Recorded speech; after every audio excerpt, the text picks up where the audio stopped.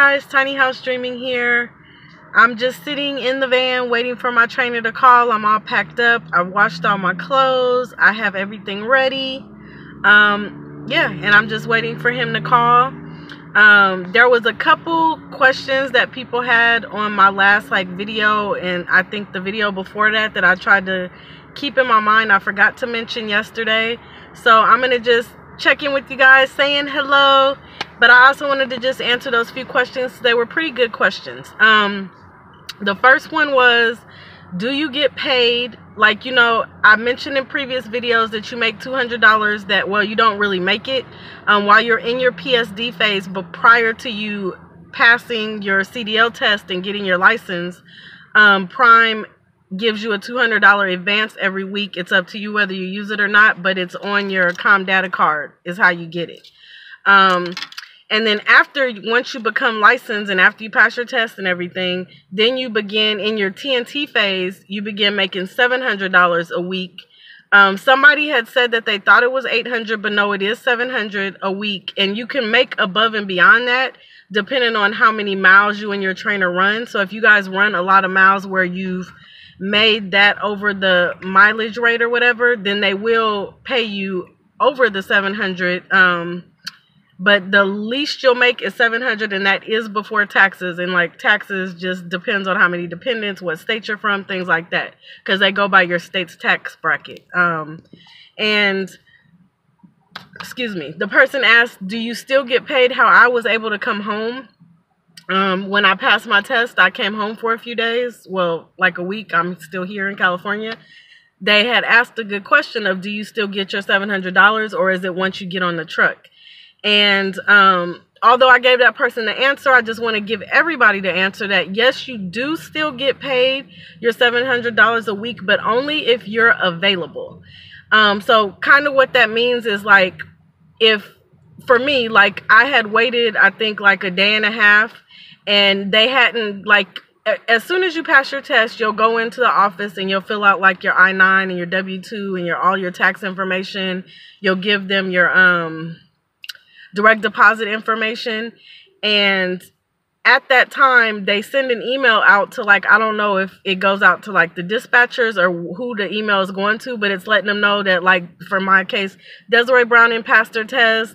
She is okay with the male or female trainer. She just wants a non-smoker, and they send an email out and they start like putting fillers, and that email goes to the Utah terminal, the Missouri terminal. I don't know if it goes to Piston, because I know they have a terminal in Piston, Pennsylvania, but I'm not sure if like trucks are dispatched out of there or what. But it goes out to like all the dispatchers that have trainers out, and they kind of put fillers out for like the next trainer that meets your criteria. Like if you're a woman wanting just a female trainer, then they would include that in the email. And so once they find people that meet your, your criteria, what you're looking for, and is a match for you. And I think they do pretty much try to pair you with somebody close to your state. But like in my case, my trainer's from Virginia, so it doesn't always work like that.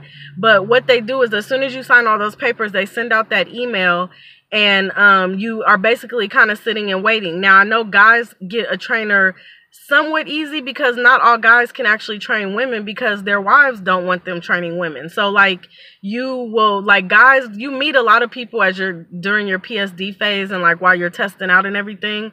So you can, you might meet somebody that you want to be your trainer, and you can request them, and like that person's there. They know that, okay, this person's testing out, like, let's say Friday, and I'm going to wait for this person to test out, assuming that you pass, and it matches up and everything works out.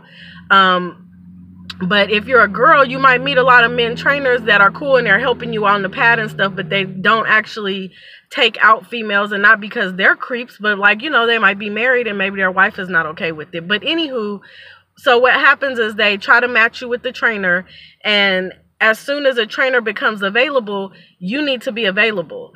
And as long as you're available to get on the truck, as soon as they want you on the truck, then you will be making the $700. So like in my case, he told me, hang around Utah, hang around the terminal for a day and a half.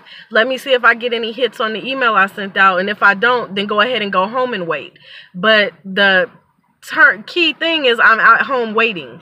So as soon as they had a trainer that became available to me, and the trainer called me and said, okay, I'm ready to pick you up, like, I needed to be available. I couldn't say, oh, well, can you give me an extra day or two? Like, I needed to be available. It just happened to work out that I got to stay home for a week because when I talked to my trainer, he was in Ohio, and he had to go take a load from Ohio to Oklahoma, and then from Oklahoma to Long Beach, and then from Long Beach to me. And he hasn't gotten here yet, and he might actually have picked up a load between Long Beach and me. So I'm just kind of sitting waiting for his call, but he did say today would be the day that he would be out here in the Bay Area to pick me up.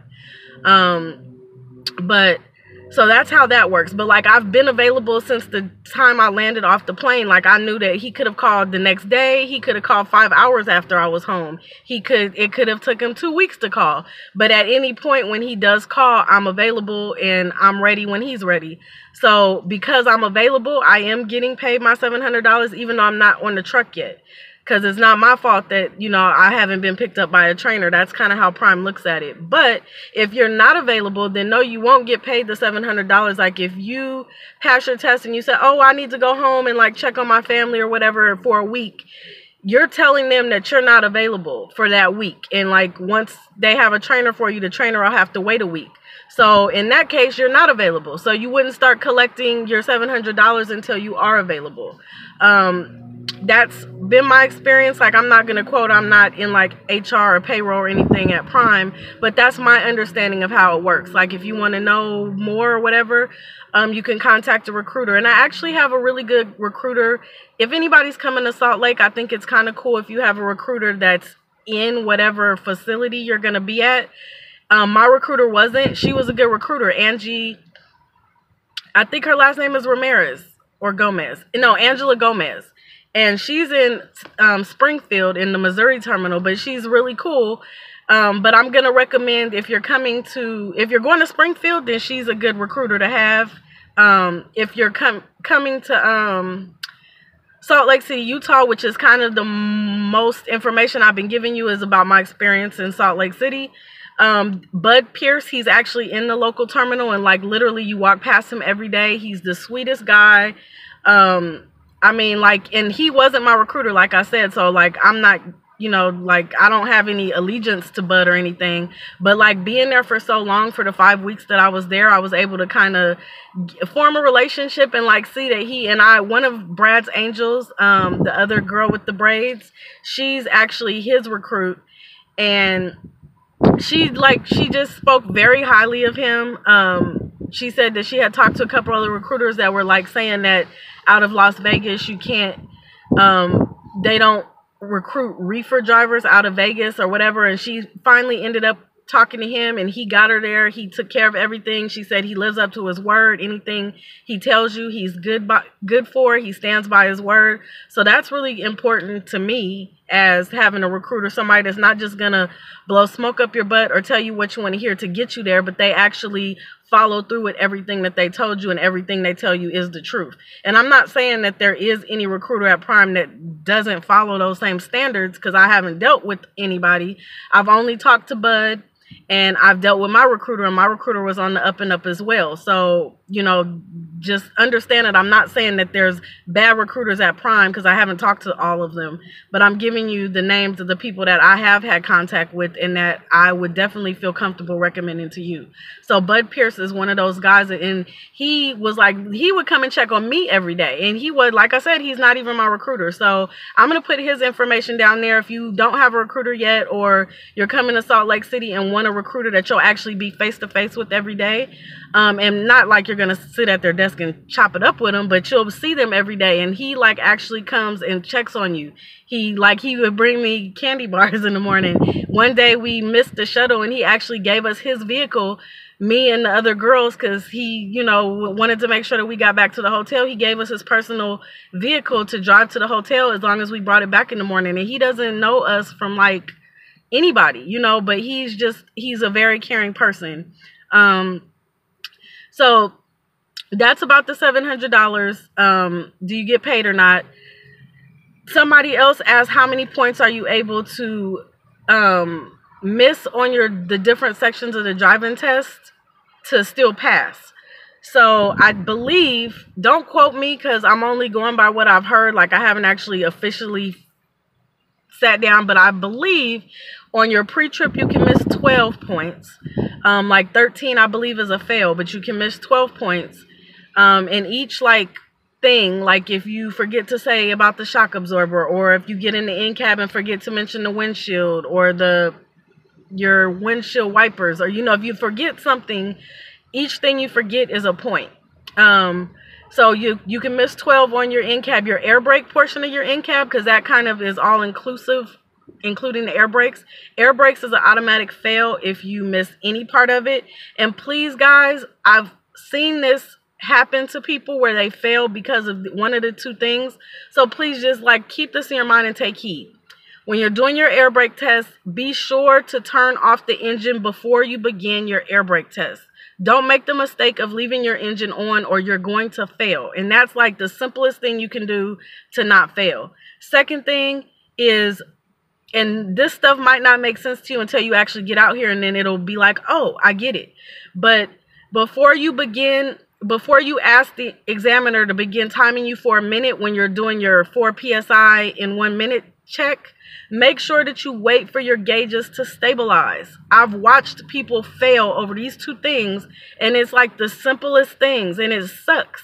Because if you're going to fail, like, let it be because you missed your backing maneuver, or like let it be for something substantial, but not because you forgot to turn the engine off or you didn't wait for your gauges to stabilize. And like for those things in the air brake test, any part of the air brake test that you miss is an automatic fail. You don't just lose points. The test is over. You have to wait 2 days to retest. So like drill the air brake, whole air brake part of your test, drill that in your head, get it down packed, because that's not, like I said, it's not just points you lose, you automatically fail if you miss any part of your air brake test. And those are the two biggest things, is somebody forgets to turn their engine off before they start their air brake test, or you forget to wait for your gauges to stabilize before you ask the examiner to start timing you for a minute. So don't be one of those people, okay? So anyways, back to how many points. On the backing test, I believe that you can miss 12 points as well. I think your 13th point that you miss is a fail, I believe. And I'm trying to think. I think going out of hitting the cone is like 2 points. Going out of the lines is 1 point. An extra pull-up is 1 point. You don't get any extra get out and looks. If you take an extra get out and look, your test ends there. It's an automatic fail. No extra get out and looks. And then on your driving portion of your test, you can miss 30 points. 31, if you get 31 wrong, that's a fail. So you test stops at that point. But yeah, so it's 12 points, 30 points, I believe. If somebody that's a trainer or something for Prime is in here and I have those numbers, I know that the road test is 30 points. I'm for sure about that. The backing and the pre-trip, I think it's 12, but I'm not positive. So if somebody knows of something otherwise, then please leave it in the comments below or just email me and I'll correct myself in another video, because I definitely don't want to be putting out bad information. But the road test part, I'm positive that that's 30 points. And I'm not sure if Missouri's the same. I think that they would be. But again, all of my of what I'm saying for the most part is, I mean, I think it's Prime standard, but it's definitely Salt Lake City standard, because that's where I went. So if anything is different in Missouri, don't think I'm trying to be funny or give you the wrong information. I'm making it known that I have not been to Missouri, so I'm not sure. I think that Prime standards are kind of all the same from what I hear, but I can't promise you that. But again, if anybody knows otherwise, that anything I'm saying is wrong, you're not hurting my feelings by correcting me, because I would rather people have the proper information than be going by the wrong information. And usually not usually, anytime I don't know what I'm talking about, but I think, I'll let you know that I think, but I'm not sure. So don't quote me, but the things that I am sure about, I'll say that I'm positive about. Like the road test at 30 points, I know that that's a fact. And I'm trying to think, I feel like there was one more question and I can't think of it right now. It's the $700 thing was a question, how many points, and I did want to give you guys the reminder about the turn your engine off and wait for your gauges to stabilize. I can't think of anything else, guys, so I'm going to go ahead and check out. I'm going to just be chilling, waiting for my trainer, and I hope you guys have a great day, and I'll check in with you soon. Okay, bye. It's me again. Real quick, like right as I ended this video, I got a comment on my last video, and somebody told me that the pre-trip in Springfield, Missouri is the same as the pre-trip in Salt Lake City, Utah. So I just wanted to update you guys on that as well, in case anybody was wondering. Thank you so much to my subscriber who let me know. I appreciate knowing these things. So I will talk to you guys later, and for real this time. Okay, bye.